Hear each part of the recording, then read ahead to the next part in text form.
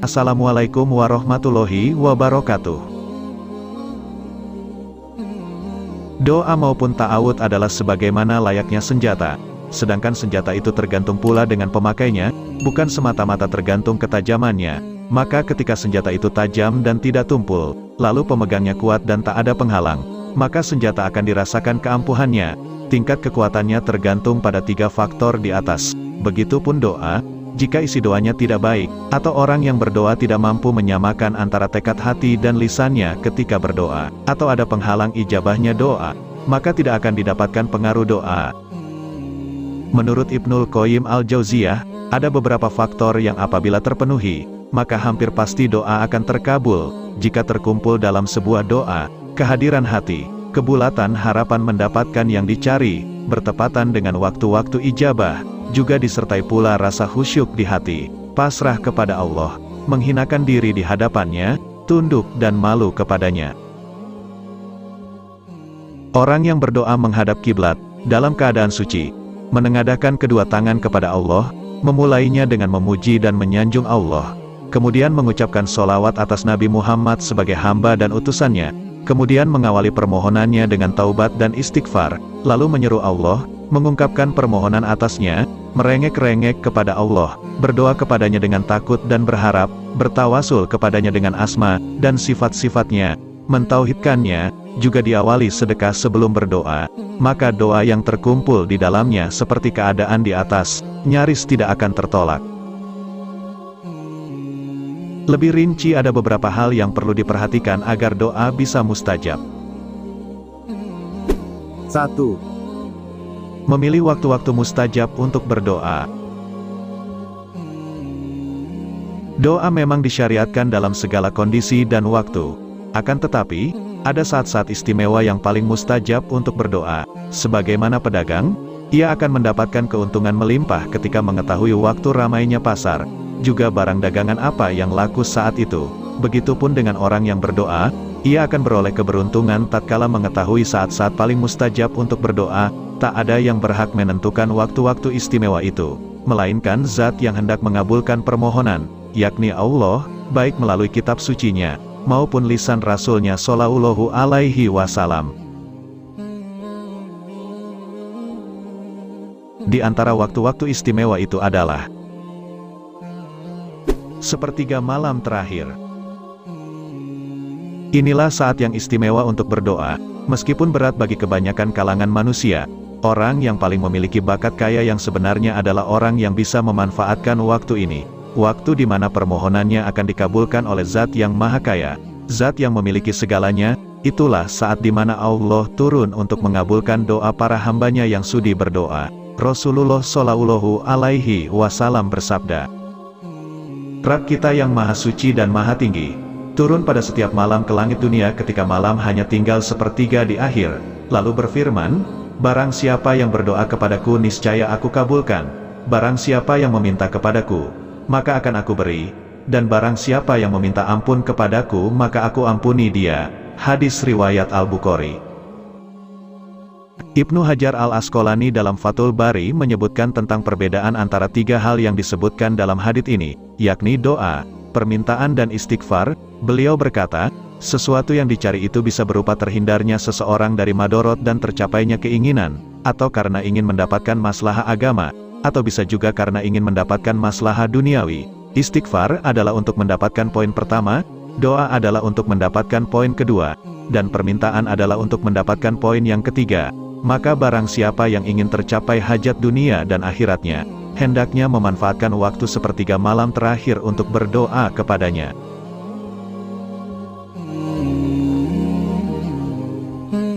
Waktu-waktu yang mustajab untuk berdoa yang kedua adalah penghujung sholat wajib.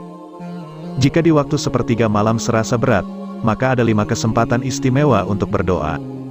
yakni di setiap penghujung salat fardu.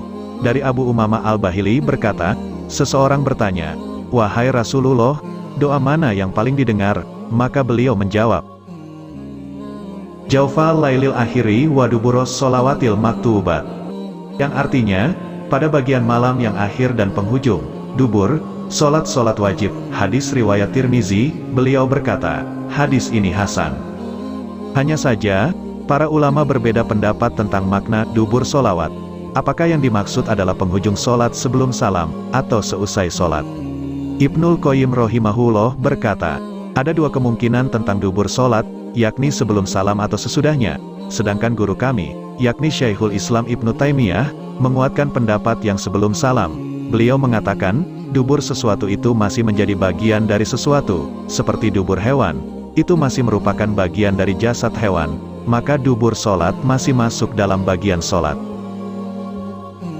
Tapi, terkadang dubur solat juga mengandung pengertian setelah solat, seperti hadits yang diriwayatkan oleh Abu Hurairah.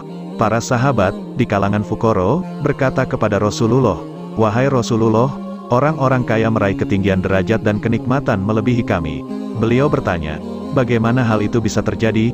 Mereka menjawab, mereka sholat sebagaimana kami sholat, mereka berjihad sebagaimana kami berjihad, tapi mereka bisa menginfakkan kelebihan harta mereka sedangkan kami tidak memiliki harta. Lalu Rasulullah Shallallahu Alaihi Wasallam bersabda, "Maukah aku kabarkan kepada kalian, tentang suatu amal yang menyebabkan kalian bisa menyusul orang-orang yang mendahului kalian, dan kalian bisa mengungguli orang-orang setelah kalian, dan tiada seorang pun mampu menandingi apa yang kalian dapatkan kecuali orang yang melakukan hal yang sama. Hendaknya kalian bertasbih 10 kali di setiap dubur salat, usai salat juga bertahmid 10 kali dan bertakbir 10 kali.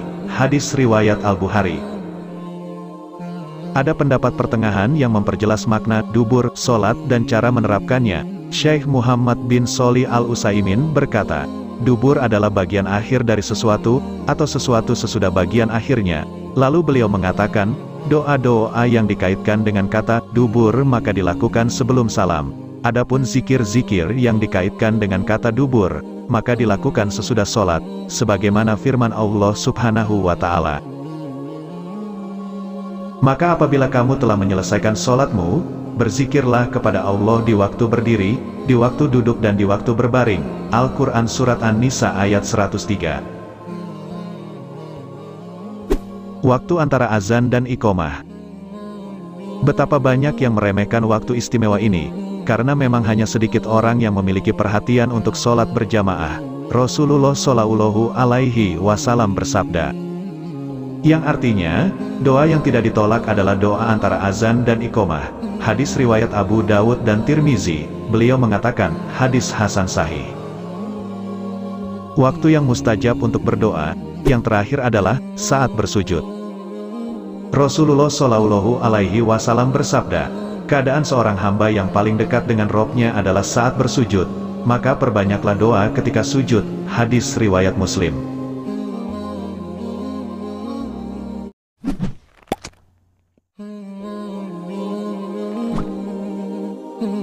Dua, memanfaatkan situasi yang mustajab untuk berdoa. Dalam menjalani roda kehidupan, banyak peristiwa yang kita alami, situasi silih berganti kita jalani, berbagai macam kondisi kita lakoni. Sesungguhnya, di antara situasi yang kita jalani tersebut ada yang bertepatan dengan saat dikabulkannya doa, di antaranya saat safar atau bepergian. Inilah kesempatan baik yang banyak dilalaikan.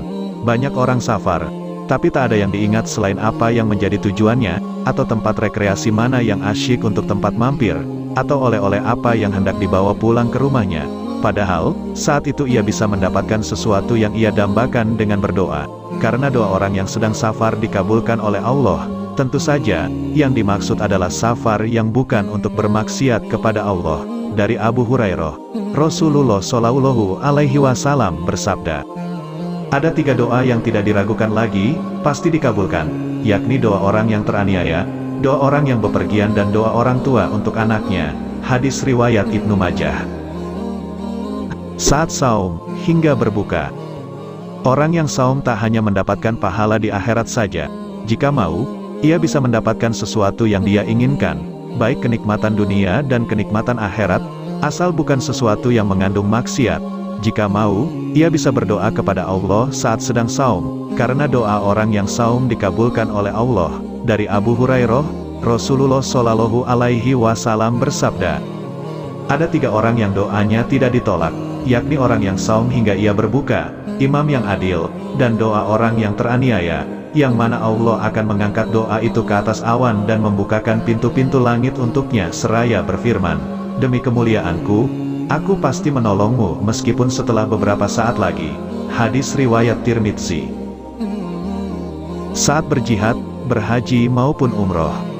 Ini berdasarkan hadis yang diriwayatkan dari Ibnu Umar bahwa Nabi bersabda, orang yang berperang di jalan Allah, orang yang menunaikan haji, dan orang yang melaksanakan umroh adalah duta-duta Allah yang dipanggil oleh Allah lalu memenuhi panggilan itu.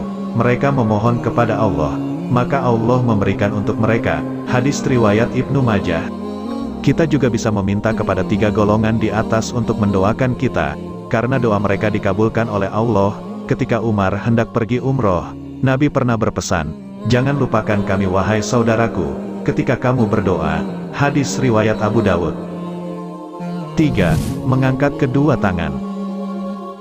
Mengangkat kedua tangan tatkala berdoa merupakan adab yang baik, juga merupakan faktor dominan bagi terkabulnya doa, karena Allah malu mengecewakan orang yang menengadahkan kedua tangannya untuk meminta kepadanya.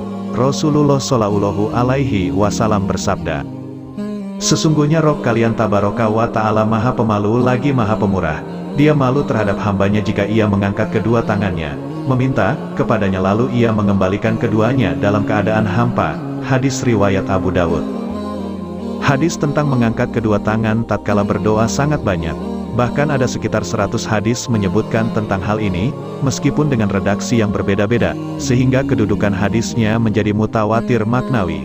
Akan tetapi, mengangkat kedua tangan saat berdoa tidak berlaku mutlak dalam segala kondisi dan keadaan. Ada doa-doa dalam situasi tertentu yang dicontohkan Nabi tanpa mengangkat kedua tangan, maka hendaknya kita tidak mengangkat tangan ketika itu. Seperti ketika berkhutbah, Nabi hanya mengisyaratkan dengan 1 jari saja, bukan kedua tangannya. Begitupun dengan doa-doa dalam bacaan sholat seperti duduk di antara 2 sujud, meskipun isinya berupa doa, tapi tidak disunahkan mengangkat kedua tangan. Begitupun dengan doa setelah tahiyat sebelum salam, dan juga dalam kondisi lain yang disebutkan keterangannya dari Nabi. 4. Mengiringi dengan amal solih. Orang yang paling mungkin dikabulkan doanya oleh Allah adalah orang yang paling dekat dengan Allah, dan orang yang paling dekat dengan Allah adalah orang yang melakukan ibadah yang wajib maupun yang sunnah, orang yang taat kepada Allah dalam segala kondisi, mengingatnya di saat lapang, maka Allah akan mengingatnya di saat ia mendapatkan kesulitan. Rasulullah bersabda, kenalilah Allah di saat lapang, niscaya dia akan mengenal atau menolongmu di saat sempit. Hadis riwayat Tirmizi. Termasuk amal solih di sini adalah berbakti kepada orang tua. Ada seorang tabi'in, meskipun Nabi tidak pernah bertemu dengannya, namun beliau memberikan saran kepada para sahabat yang bertemu dengannya supaya meminta doanya. Kelebihan dia adalah ketulusannya dalam berbakti kepada orang tua. Umar bin Khattab berkata, aku pernah mendengar Rasulullah bersabda, akan datang kepada kalian Uwais bin Amir bersama banyak penduduk Yaman, dari daerah Murad dan Karan. Dulunya ia berpenyakit kusta lalu sembuh tersisa sebesar uang 1 dirham. Ia punya seorang ibu yang ia berbakti kepadanya. Sekiranya Uwais bersumpah atau memohon kepada Allah, niscaya Allah mewujudkan permohonannya. Maka jika kamu bisa memintanya beristighfar untukmu, lakukanlah. Hadis riwayat Muslim. 5. Tidak meninggalkan ikhtiar. Sunatullah yang berlaku. Meskipun doa memiliki peran sangat besar untuk tercapainya tujuan, ikhtiar tidak boleh ditinggalkan. Banyaknya medan perang yang dipimpin oleh Nabi Shallallahu Alaihi Wasallam menjadi sebagian bukti yang membenarkan hal ini. Meskipun Allah tidak akan menolak doa Nabi, tapi syariat mengharuskan Nabi dan kaum muslimin untuk melakukan ikhtiar. Para sahabat ketika itu juga tidak berkilah sebagaimana yang dikatakan pengikut Musa kepada Musa. Mereka berkata, hai Musa, kami sekali-sekali tidak akan memasukinya selama-lamanya selagi mereka ada di dalamnya. Karena itu pergilah kamu bersama Robmu, dan berperanglah kamu berdua. Sesungguhnya kami hanya duduk menanti di sini saja. Al-Quran Surat Al-Ma'idah ayat 24. Tidak disebut tawakal jika seseorang berdoa lalu malas menempuh untuk melakukan makosib atau usaha. jika Anda hendak melakukan sesuatu, mohonlah pertimbangan kepada Allah dengan istikharah, sholat 2 rakaat, lalu berdoa. Allahumma inni astakhiruka bi'ilmik, wa astaqdiruka biqudratik, wa as'aluka min fadlika al-'azim, fa innaka taqdiru wa la aqdir, wa ta'lamu wa la a'lam, wa anta 'allamul ghuyub. Allahumma in kunta ta'lamu anna hadha al-amr khairun li fi dini wa ma'ashi wa 'aqibati amri, wa in kunta ta'lamu anna hadha al-amr sharrun li fi dini wa ma'ashi wa 'aqibati amri, fasrifhu 'anni wasrifni 'anhu, waqdur li al-khaira haitsu kan, thumma ardini bih. Artinya, ya Allah, sesungguhnya aku memohon pilihan kepadamu dengan ilmumu, dan dengan kekuasaanmu, dan aku memohon karuniamu yang agung kepadamu, karena sesungguhnya Engkau Maha Kuasa, sedangkan aku tidak punya kuasa apa-apa, dan Engkau Maha Mengetahui sedangkan aku tidak mengetahui, dan Engkau Maha Mengetahui segala yang gaib. Ya Allah, jika Engkau tahu bahwa urusan yang hendak aku lakukan ini baik bagiku, bagi agamaku, kehidupanku, di dunia maupun di akhirat, maka takdirkanlah ia untukku. Dan jika Engkau tahu bahwa hal itu buruk bagiku, bagi agamaku, kehidupanku di dunia dan akhirat, maka hindarkanlah ia dariku, dan hindarkanlah aku darinya. Lalu takdirkanlah untukku suatu kebaikan dari segala sisi, kemudian ridhoilah aku karenanya. Hadis riwayat Bukhari. Setelah itu, tempuhlah jalan yang diizinkan oleh syariat, semoga Allah mengabulkan apa yang Anda cari. Jika ternyata yang didapatkan berbeda dengan apa yang Anda cari, berprasangka baiklah kepada Allah, bisa jadi Allah hendak memilihkan yang lebih baik dari apa yang Anda rencanakan dari awal.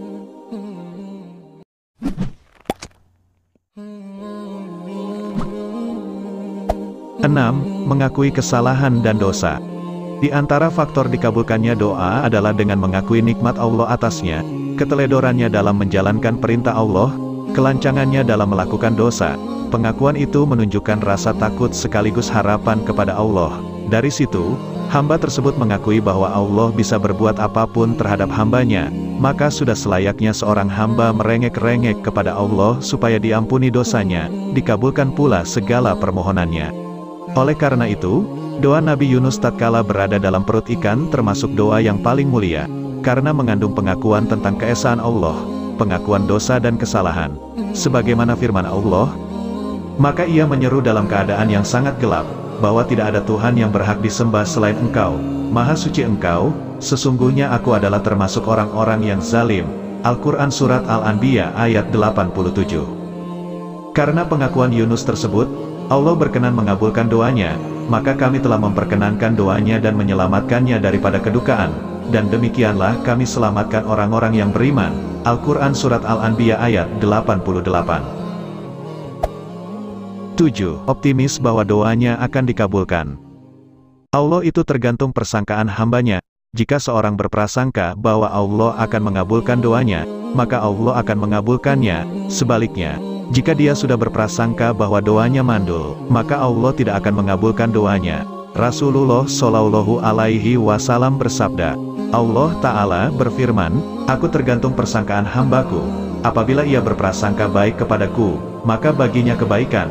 Namun jika ia berprasangka buruk kepadaku, maka baginya keburukan. Hadis riwayat Ahmad. Redaksi serupa juga diriwayatkan oleh Al-Bukhari, Muslim dan Tirmizi. Karena itu, tidak layak seseorang berdoa lalu menyertai dengan kalimat, kabulkanlah jika engkau mau. Nabi Shallallahu Alaihi Wasallam bersabda, jika salah seorang dari kalian berdoa hendaklah memantapkan hati dalam berdoa, dan janganlah mengatakan, ya Allah jika engkau menghendaki berikanlah kepadaku. Sesungguhnya Allah tidak ada yang memaksanya. Hadis riwayat Bukhari Muslim. 8. Hanya mengkonsumsi yang halal.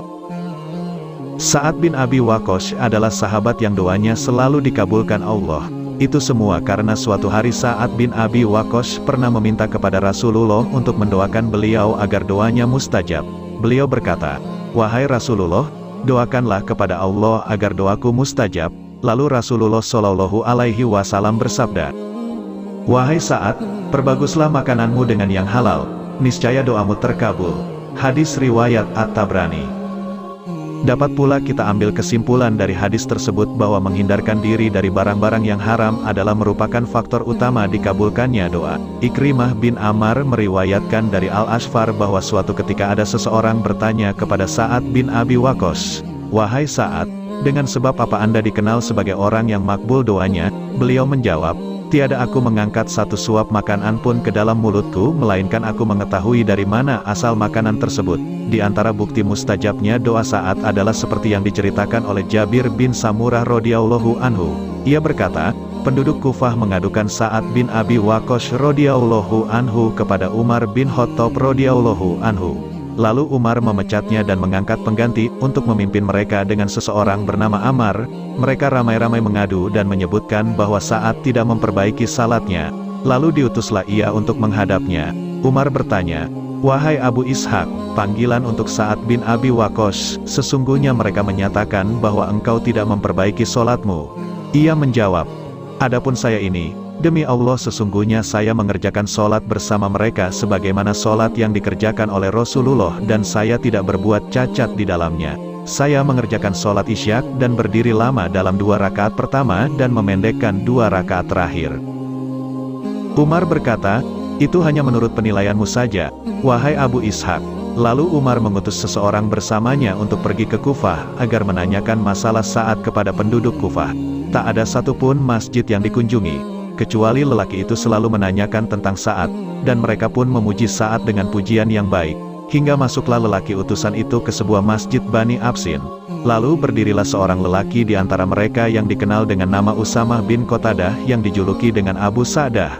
Ia mengatakan, "Bila engkau minta kepada kami untuk berkata, maka sesungguhnya saat itu tidak mau berjalan bersama para prajurit, tidak suka membagi sama rata, dan tidak adil dalam mengambil keputusan." Lalu berkatalah Sa'ad, "Demi Allah, sungguh saya akan berdoa tentang 3 hal. Ya Allah, jika hambamu ini yaitu Usamah bin Qatadah seorang pendusta, berbuat ria, dan hanya ingin mencari muka, maka panjangkanlah umurnya, panjangkan kefakirannya, dan datangkanlah fitnah baginya." Setelah kejadian itu, bila Usamah bin Qatadah ditanya oleh seseorang, maka ia akan berkata, "Aku adalah orang tua yang difitnah. Aku telah terkena doanya Sa'ad bin Abi Waqqas." Abdul Malik bin Umair Ar-Rawi berkata dari Jabir bin Samurah, "Saya sendiri melihat orang itu demikian tuanya sehingga alisnya hampir menutupi matanya, dan dia selalu duduk di tepi jalan untuk mengganggu gadis-gadis yang berlalu lalang di situ." Hadis riwayat Bukhari.